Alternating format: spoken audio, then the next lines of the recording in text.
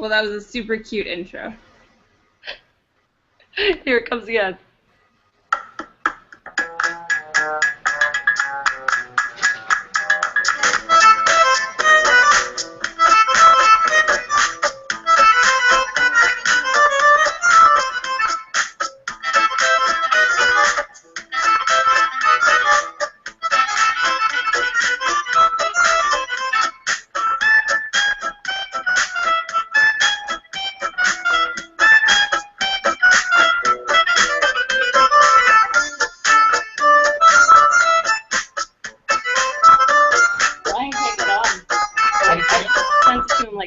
Times. Yeah, we did it. All right.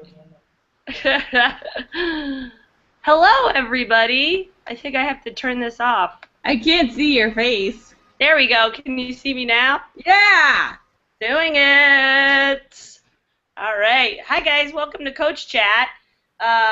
We have a bunch of people that might be joining in.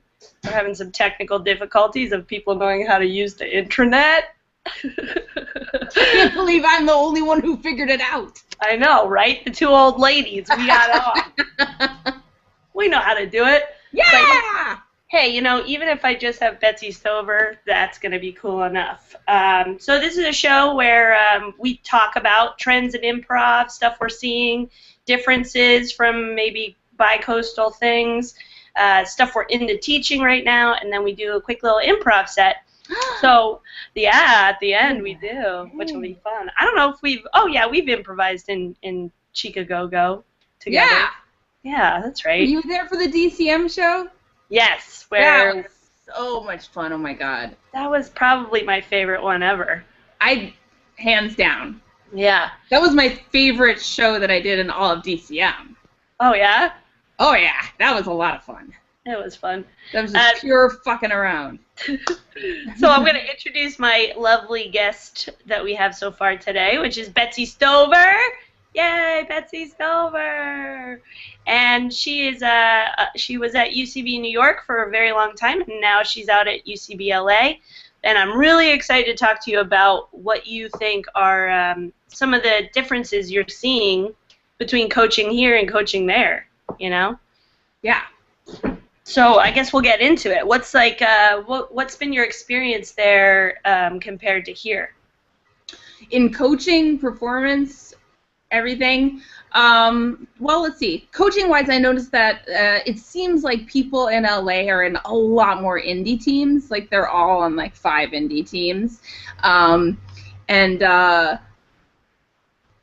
What else have I noticed? There's a lot more, I feel like, out here of just people kind of fucking around for fun. Just sort of like, let's get together and practice for fun. Maybe that's because everyone practices out of their house, so there's like a little less financial pressure the way there is in New York, where you have to pay for space and stuff. And then like improv-wise, I do notice with students, and this could be because I mostly teach on weekdays, but I notice with students in LA a lot, it's a lot of actors who were told by their managers that they need to take an improv class. So while there are like a lot of really talented people who are used to being on stage and like they know how to project and they know how to stand and where we can see their faces and stuff, but a lot of them are not there because they fell in love with improv necessarily and wanted to get on stage. They're just sort of, some of them are kind of putting in their time, and that's just from a teaching aspect, I noticed.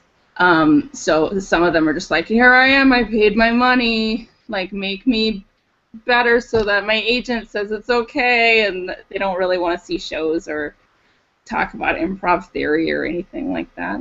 Yeah. So and I noticed like improv-wise, it seems like there's a lot more emphasis in Los Angeles on product as opposed to process. Like in New York, there's a little bit more, I think, freedom, it seems, to kind of fuck around and try some shit and do some things that aren't necessarily like big laughs every 10 seconds. It seems like in LA it's much more product oriented. They want laughs. Huh. So that's interesting. Yeah. Well, you've probably experienced what I experienced. Like every once in a while, you'll coach somebody, and now I'm talking about New York. Like you'll coach an actor, like you were talking about, that's like well known, or like it's somebody, and you're like, oh, they're obviously here to kind of work on their improv chops. They've been told by somebody. Like because I've had a lot of those recently. Like what is do you think there's any difference between that approach in New York than LA? Like you think it's more like something they have to do in LA? Do you know what I mean? That's funny. I've been out in LA for a year. You're saying like well-known people. I haven't had any well-known students or people that I've coached in LA that I know of. They might be super famous and I have no idea. Certainly in New York I would experience that, and it was a mixed bag. Certainly some of those people were a little bit more open to the process, and some of the people it seemed like were just sort of putting in their time, like, oh, this is something I'm told I should do. Padma Lakshmi, I felt like was very open to the process of improv, and she seemed really like eager to learn and eager to transform, which I thought was really cool. Yeah. Like she came in the beginning like kind of serious, and then by the end of the classes, she was like much more silly and open. Yeah, I mean you've made Top Chef better. Thank you. I agree. I had a recent experience, not like this person is well known, but it was this like 15-year-old kid that I was coaching in a level 2 practice group. Huh. And he was very 15-year-old kids could take level 1. Sure. I mean Zach took level 1 with us at UCB when he was 15. Which Zach? Your boyfriend? No. Zach. Now I can't think of his full name because I'm a jerk. Woods? Yeah, Zach Woods. Yeah, that makes sense. Okay. He used to not be able to do our Parkside shows because they were in a bar. That's adorable. I didn't know that. It was so cute. He'd come all the way into the city and like not be able to do our shows. Yeah, he was part of Kronf when we were an 8-person team. He was part of Kronf. I didn't know that either. That's super cool. Yeah, it's cute. So this 15-year-old kid, he was like very into himself, and he was like, "Oh, Brian's joining us." Hey, Brian! Hi, I did it. I was like the entire time, so I'm caught up to where you guys are. Oh, that's awesome. You are? Yeah. Oh, perfect. But yeah, technology got the best of me, but I bested it. So We're glad you're here. Yay! Yay! We were just talking about celebrities taking improv classes and the comparison. So I'm going to wrap up this story real quick so we can talk to you, Brian. So this kid, I was like, he looks so familiar to me, and he was like all into himself and looking at himself in the mirror and like putting chapstick on like every 5 seconds and chapstick. What a jerk! What a jerk! And then I would give notes, and he would like walk off the back line and go get water and kind of stand next to me, and I was just like, all right, there's something going on.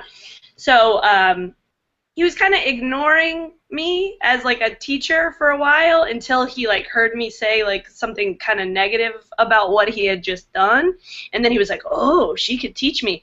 And then he like pulls out he was like, you ever watch Orange is the New Black? I'm like, yeah, I watch Orange is the New Black. And he was like, yeah, you know the chef? I play her son. I'm like, the 10-year-old boy that's on that show?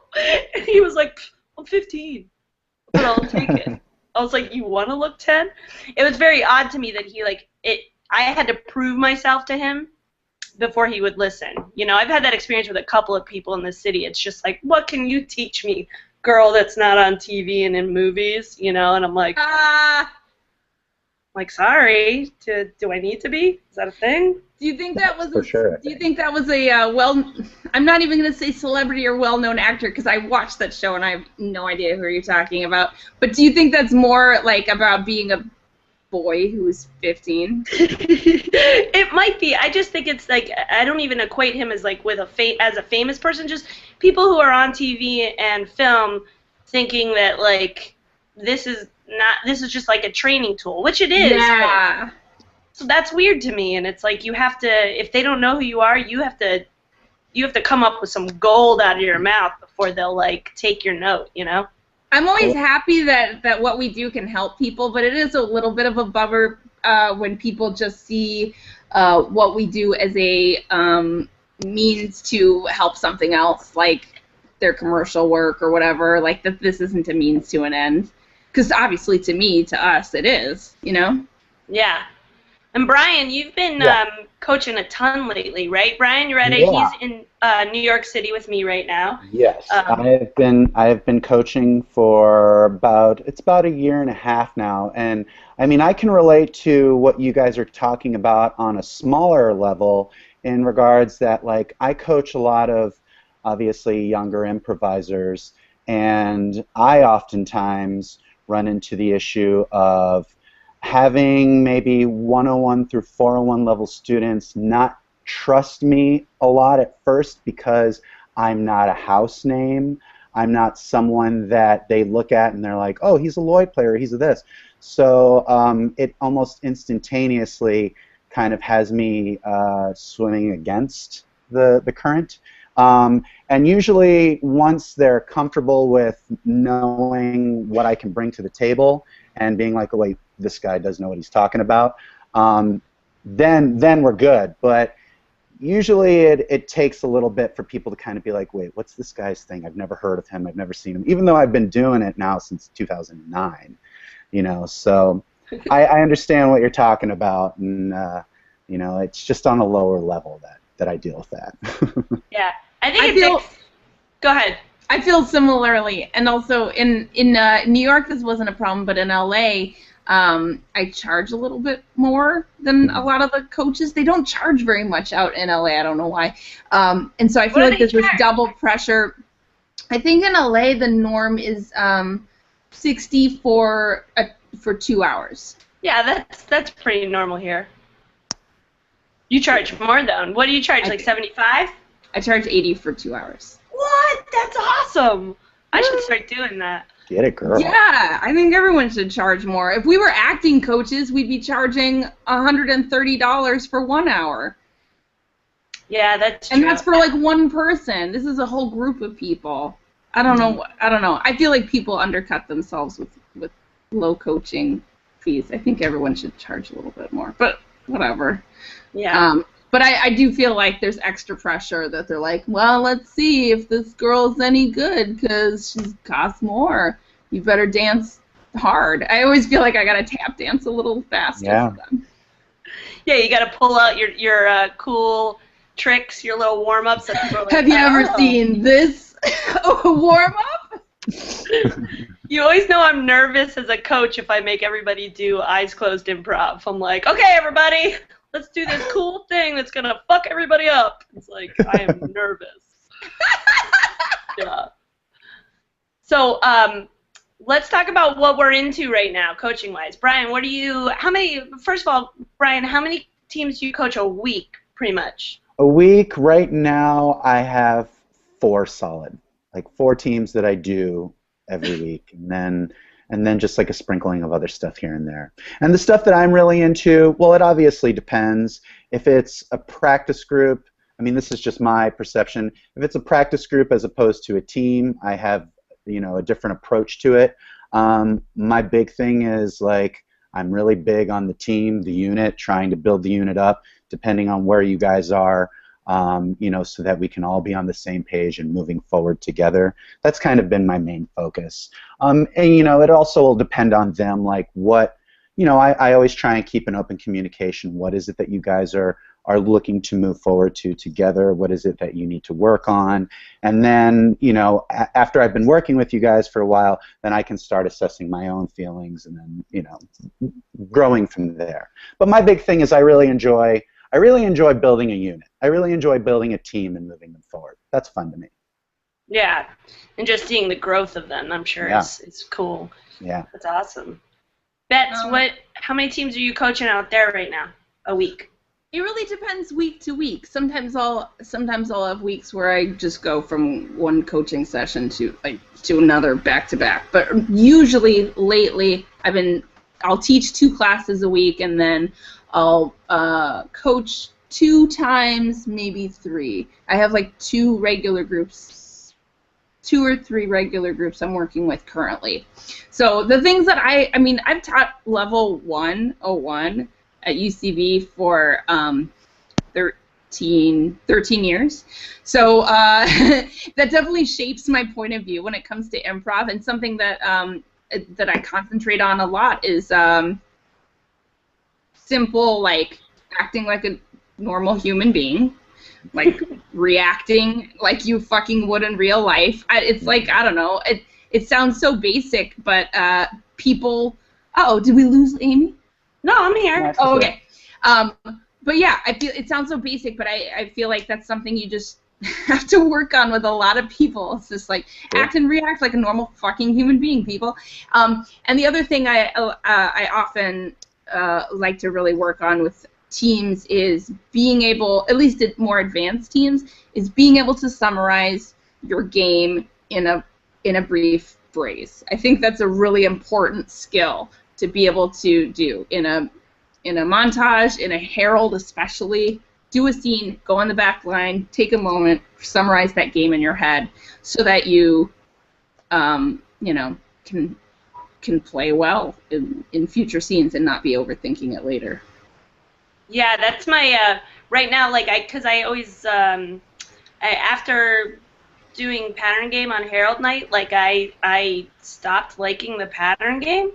And then, I don't know, and I think you guys can both relate to this, is like the past 7 years, it feels like everyone's training people how to do the pattern game differently. Mm-hmm. So it's like you go into these practice groups and they'll do the clovers, but each clover will have like 40 words in it. And you're just like, what are you doing? You know, it's pattern games are very conversational these days. It's much more almost like a living room, which I don't like. I like it clean and simple, personally. Me too. But my point is, like, now that I had to work on it so hard with one of the Lloyd teams, like, I really enjoy the pattern game again, because I love that idea of, like, trying to, like, filter down to an idea. And the thing I've been having people do is, like, filter down to a main idea, then label it, like you were talking about, and then trying to go broad with it. Like, okay, we've labeled it, now let's talk about the universal themes that are involved in that. So it gets almost like, goes from like simple to specific, and then it kind of like goes back again. You know, does that make sense? Yeah. Yeah. But I love that, because then it's like a really clear premise idea that you can either just do that as your first beat and then come up with second and third beats after that, or try to do an analogous right away. I'm a big fan of doing an analogous right away, but Me too! Yeah. I'm like, let's not fuck around. I heard that bullshit already. Let's do it. Right. I think there's a lot less improvisers watching improv now, though. I think there's more regular people, so I think it's almost helpful to, like, just do the thing that they heard first and then lead them to, like, how it becomes analogous. Yeah. But yeah, I enjoy the pattern game again, which is crazy to me because I hated it for so long.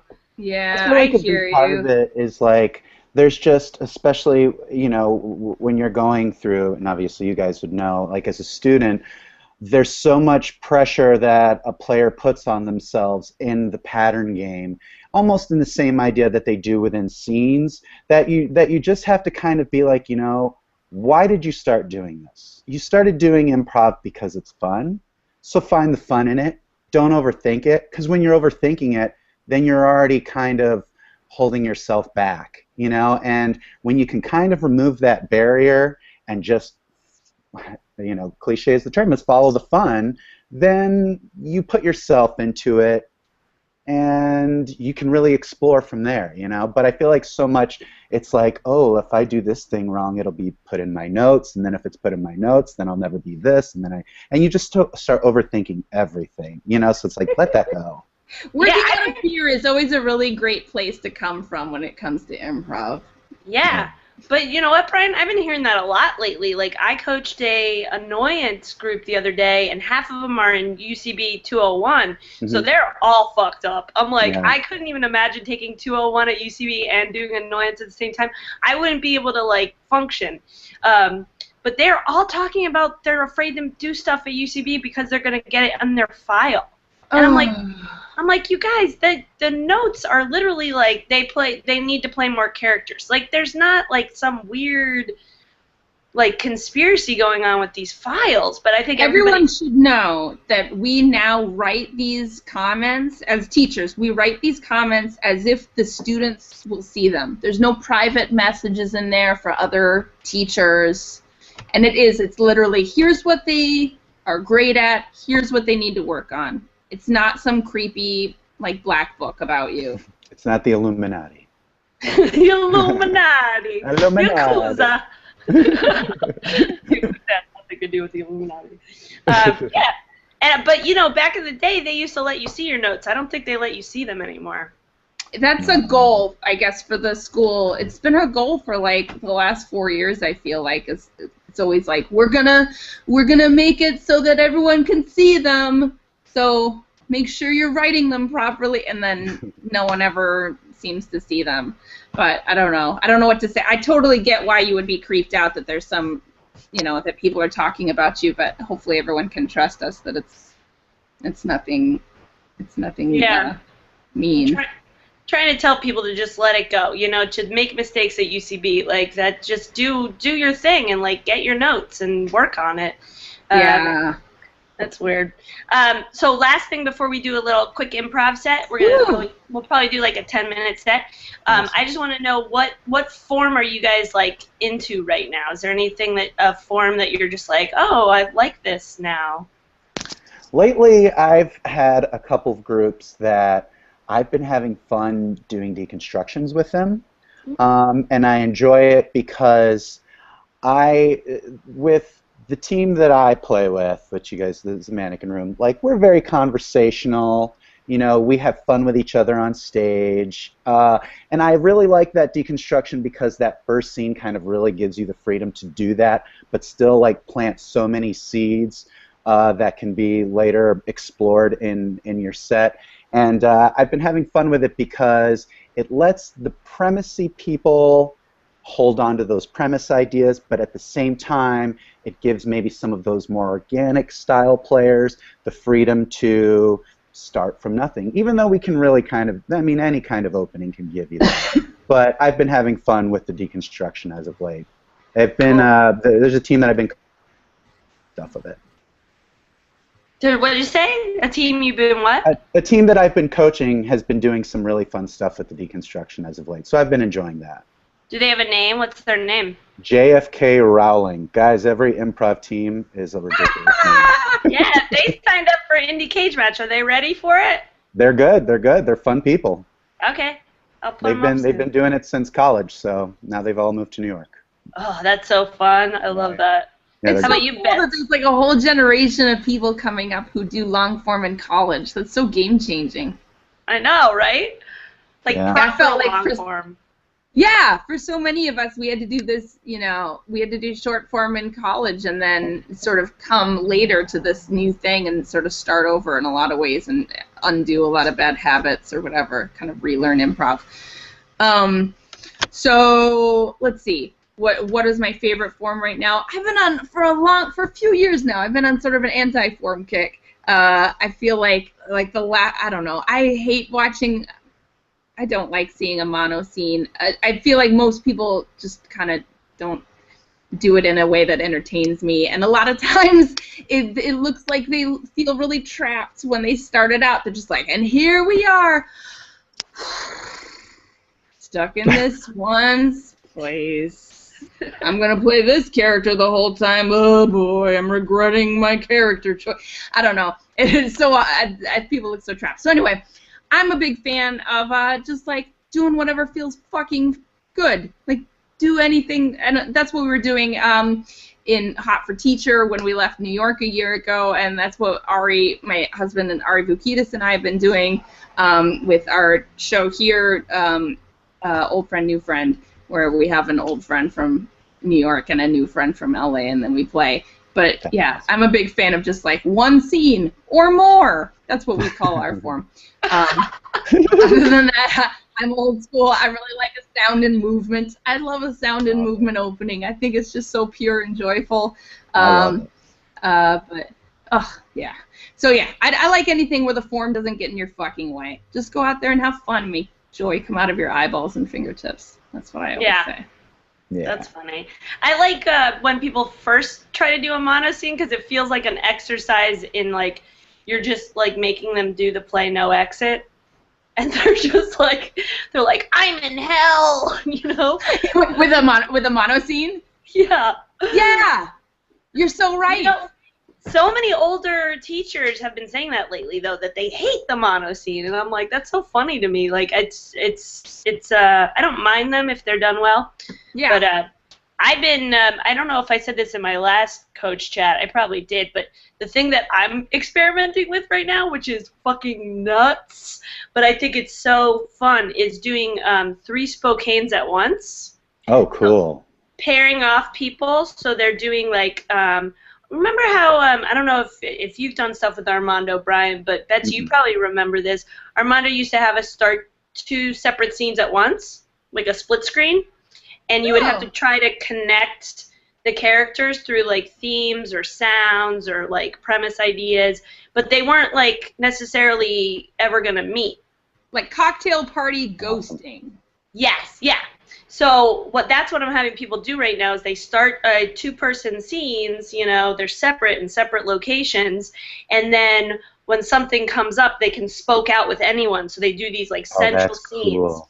And then they keep coming back and they keep trying to like pick up themes, and then try like by the end of it, they're almost all either playing the same character games or they're like different versions in time of those characters, or it's fun. People have to listen. Awesome. Yeah. That sounds insane. That sounds awesome. It reminds me. I would say like.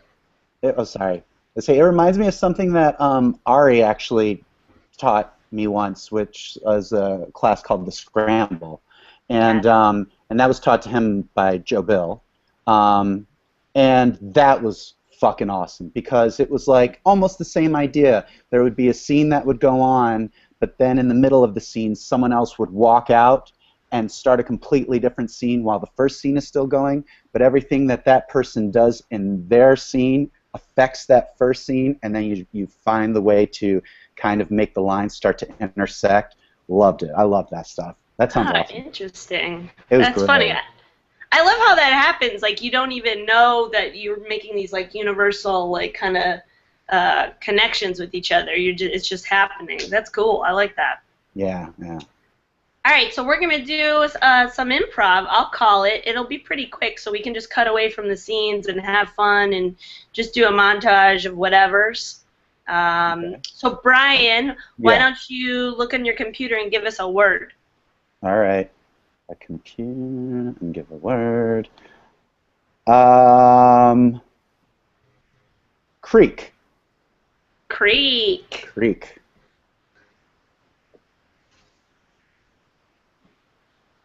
Oh, hey. You got enough crickets there for us to go fishing now, or? 'Cause I got about, I don't know, 6 crickets. It's a slow cricket day. Goddamn, Jerry, you're always never bringing enough crickets. I got plenty. I'm taking care of. We're gonna be good. We're gonna be good, buddy. I got Bud Heavy. I got crickets. I got fishing poles. Ready to do this, bud. Thank you. You are very prepared, Lawrence. Thank you. This is the highlight of my week. Do you know the shit I go through every goddamn day? I got shoes that are too tight. I got pants that are too big. I got a wife that won't stop yapping in my ear. Goddamn, this is the best time. 8 kids. I got a lot of kids. Got a lot of kids. You are very organized for someone with such a chaotic life. I gotta be honest. I do not have a chaotic life, and I feel extremely overwhelmed at every turn. Every turn. I have an efficiency apartment. You in town. I've got a hot plate. I don't have a girlfriend. I don't have any children that I know of. And yet I feel extremely like my head is underwater, like I can't breathe, like I'm having a heart attack almost 24/7. Well, don't you worry, buddy, because your best pal's right here. And when your head's underwater, I'm going to cast that line in, and I'm going to fish you out, because I got enough crickets here. We cut away from the bottom of the creek, and we go all the way to the top on a cliff. You guys, this is like, I'm afraid to jump in here. I heard there's a Volkswagen at the bottom, and like if you hit it just right, like the antenna can go straight through your eyeball.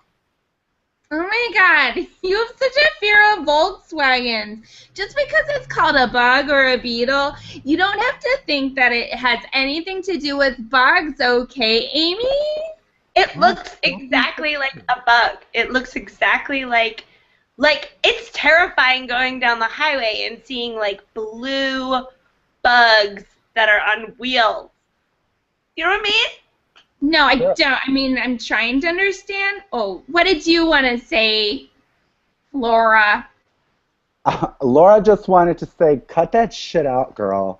Okay? They're bugs and they're cars. They're two different things, and we need to acknowledge that.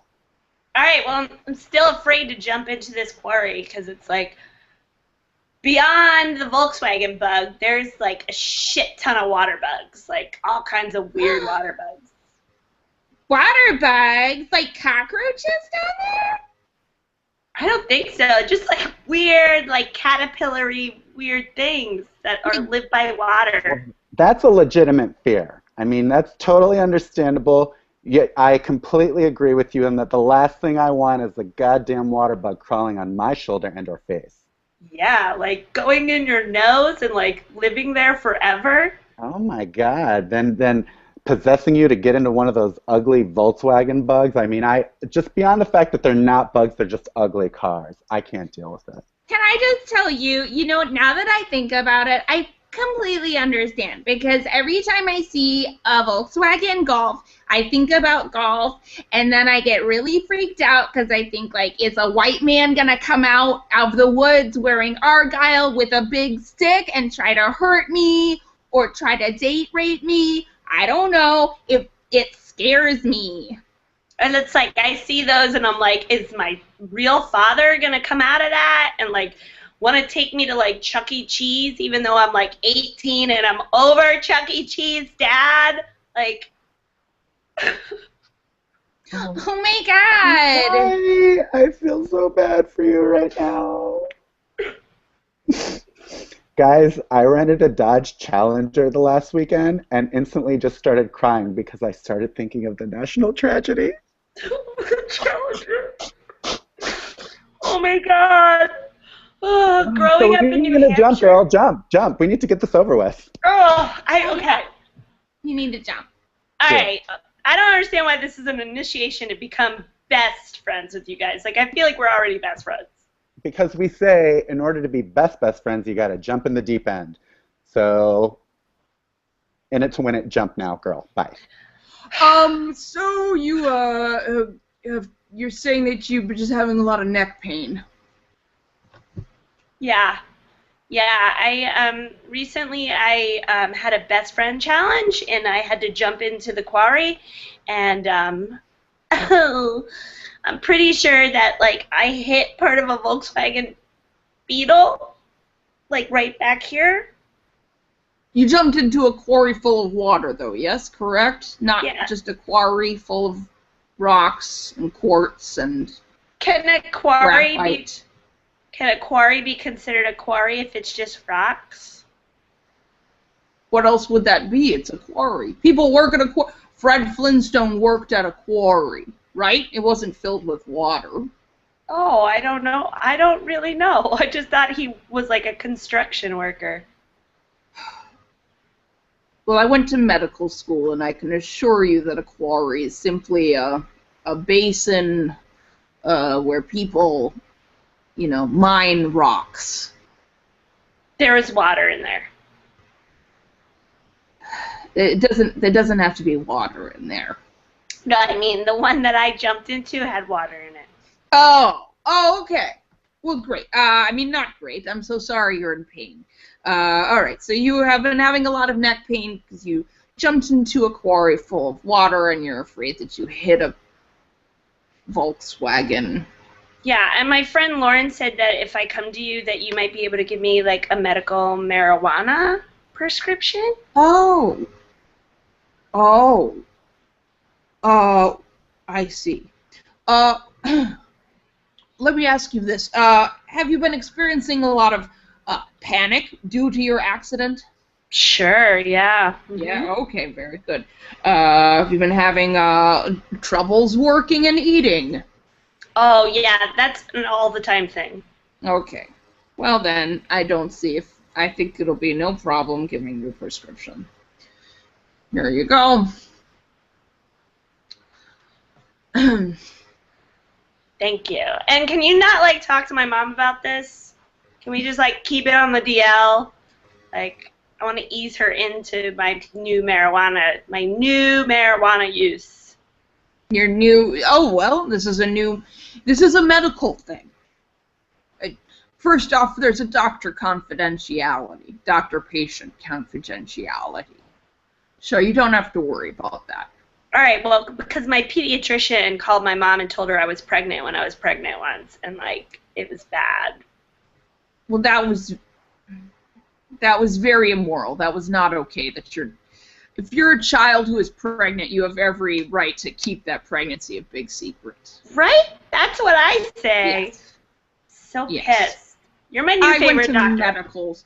Thank you. Oh, I feel like I've been waiting in this waiting room forever. Gosh, I mean, I love this medical facility. They just take so long. Mr. Pinochle? Yes, that's me, Hello. Mr. Pinochle. Oh, I'm glad you're still waiting. Here, it's going to be about 10 more minutes. Let me just have you fill out these forms. Okay, all right, thank you so much. All right, first name Charles, last name Pinochle. I'm sorry, can you not talk out loud while you're filling out your forms? Oh, so sorry. Headache. So sorry. It's just I've just been waiting here for so long. You know, it's like you get into these offices, you come by yourself, you sit here for 37 minutes in silence, and then it's just like, I want to talk to someone, but the doctor's not here. Apologies. I'm sorry, are you hitting on me? You came here by yourself? Do you come to waiting rooms and hit on women all the time? No, I'm not necessarily hitting on you. I mean, I've been told that I have a bad case of miscommunication sometimes. You know, and I mean, it's not many times with you get these dashing good looks, you know, and I'm still single. You know what I mean? My mom all the time is just like, Pinochle, why are you still single? You know, get me a kid. And it's just like, oh, what do you want me to do? I got to go to the doctors. Leave me alone, Ma. Leave me alone, okay? Stop Excuse me, I couldn't help but overhear. Does your mother call you by your last name? Let me tell you what. Darla is a crazy one, all right? She does. She refers to her first and only son by the last name that she gave me, and that's Pinochle. You Charles call your Pinochle. mother by her first name? I call my mom by her first name because I give her the name that the Lord gave her, Darla. Who am I to give her another name? You know what I mean? A guy like me with these glasses and this square chin, you know, I just call him like I see him.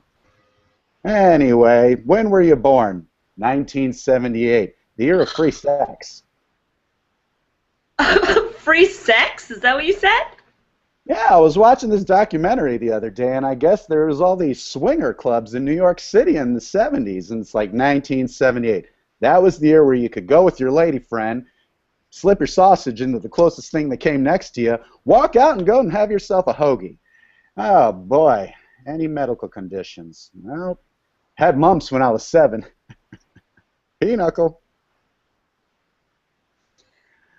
Been waiting here for a long time, goddammit. I know, you've said that several times. You've said that out loud several times. About 46 minutes at this point. You've said it about 45 times. Oh, I apologize. I apologize. I like your earrings. They're awful nice. Where'd you get those from? Thank you. Well, it's, to be honest, I stole them. Oh, you little devil. You're a devil woman, aren't you? I appreciate that in a woman. A woman who can go out and say, this is mine, I'm taking it, pinochle out. Well, I am enjoying you. Well, You're getting my mind off my headache. oh, what's been ailing you lately? Headaches, they're a bitch. Oh, excuse me. Ms. Backgammon. Ms. Backgammon? Yes. I just wanted to come in and tell you that it's going to be probably about 15 more minutes. I'm so sorry. It's all right. We just had a last-minute sick visit, and it's keeping Mr. Chess, Dr. Chess, very busy. But I'll be. I have to go. I'll be back. Here's a form. Oh, thank you. Well, she's awful jittery. It's very jittery. I mean, I've known that this place sometimes giveaways the medical poof poof puff puff puff puff. That's but why I'm pretty here. Pretty sure that nurse might be on the, you know what I mean? If you know what I'm talking about cocaine. Oh cocaine. my God! Really? You think she's on cocaine? Either cocaine and or heroin/meth. One of those three. Pinochle is never wrong. Trust me when I say that. I have been here for 52 minutes at this point. That's a long time. It's a long time.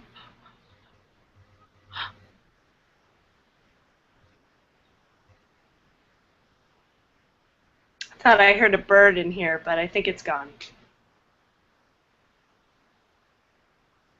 Excuse me? I thought I heard a bird. I was gonna get concerned. I don't like things flying by my face. Yeah, you know, it's hard to keep birds out of airport terminals. Seems like something you should be able to do, though, like keep animals out. Well, you know, they're so busy trying to keep terrorists out.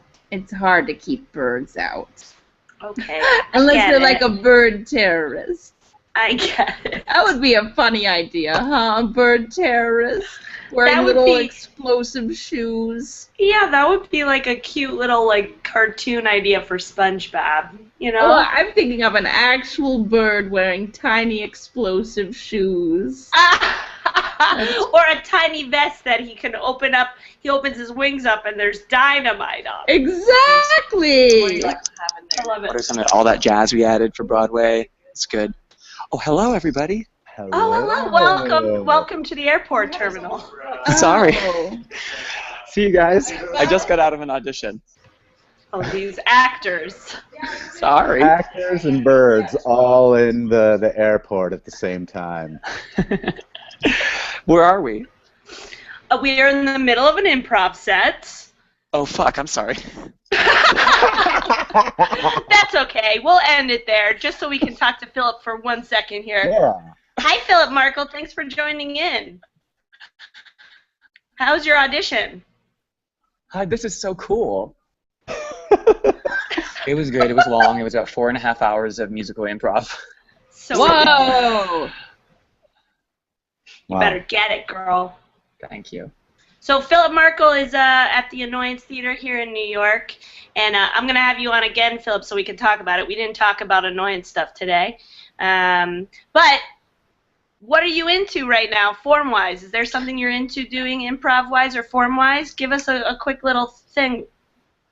Yeah, it's funny because the Annoyance is very, like, none of our training teaches form. We almost leave form out of it. And form, like what Mick always used to say for us, and why we don't focus on it up front, is because the best form in the world won't save. Won't save you, is what I'm assuming he was about to say. Yeah, it won't. I mean, but form can help you. But what's interesting is that a lot of the conversations I have with students are about form and this form and that form. And I took your comp class and loved it. And yet I felt like I got a little bit maybe like I was able to not worry about my scene work because I felt like, okay, I'm doing a scene and now I can focus on the form. So it's almost like form after function or whatever. Cool. Guys, I think I'm going to end this broadcast because we've been going for a long time. I'm glad I was able to say one neutral statement, and then I'll see y'all later. It was great. Betsy was talking about not doing forms anymore either. She likes the no form thing. So I love montage. I mean, just because I love starting free. If I can start free, like Harold, to me, sometimes I feel like I'm being choked by all the beats I have to pull together. And when it works, it's better than any form in the world. Or anything in the world, but I love montage because I can just do anything and be free. yeah. This after I just did 4.5 hours of strict narrative musical improv, so let's take that into consideration. I agree, though. I think improv is it should be a manifestation of our joy. It shouldn't be a manifestation of how we can do a particular pattern of scenes. Yes, I like joy. I like joy too. I don't like joy. All right, guys. Thank you so much for doing Coach Chat. You can see Betsy Stover. You can find her on Twitter. You're just Betsy Stover, right? Yeah. And Brian, who are you on Twitter? You're some I'm weird Cocoa name. Butter. Cocoa Butter. Cocoa Butter. I know. My calling card, guys. And Philip, you're at Philip Markle? Just Phil Markle. Just Phil. It's 1 L. He keeps it super cash on the tweets. Super cash. Totes And you cash. can take classes at the Annoyance with Philip. You could take class with Betsy Stover at UCBLA. You could take class with me at the Hub Improv. Take some Cromp classes here in New York. You can get coached by Brian Urreta. You can find Brian probably on improvcoaches.com, right, Brian? Yep. Cool. All right. Well, thanks for joining us, guys. Bye. See you next month. See you next month. Bye.